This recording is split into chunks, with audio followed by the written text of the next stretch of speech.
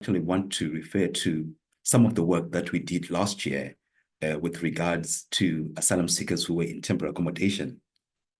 This was all in a desire to create a home for them. So what we did last year is we did our best to make the festival as accessible as possible to people living in temporary hotel accommodation while on their journey to asylum.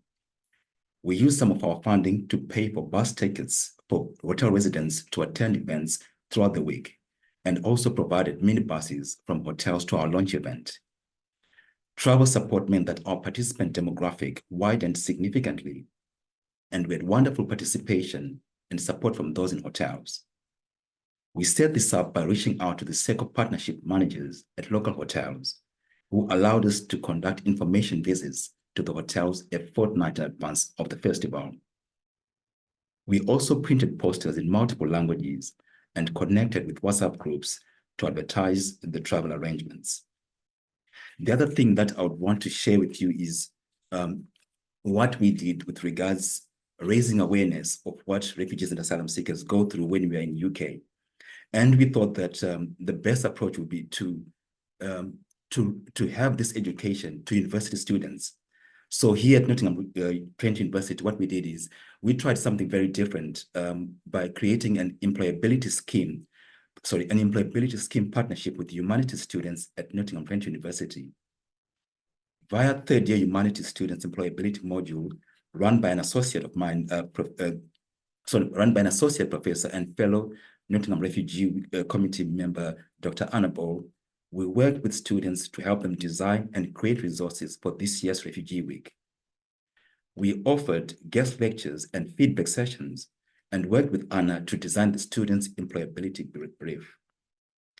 Students have come up with everything from social media campaigns to film festival programs to merchandise and to educational packs.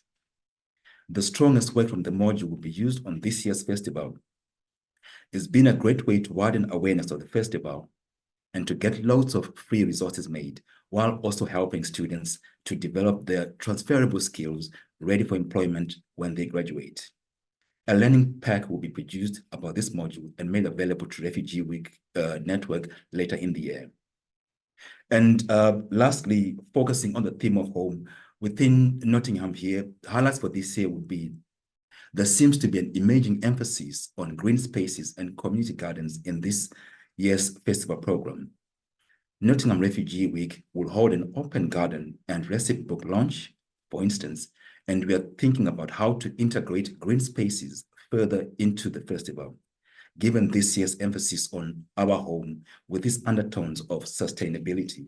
So not only are we focusing on the individual when it comes to home, but we want to make it into more of a community effort when it comes to creating the space that we call home.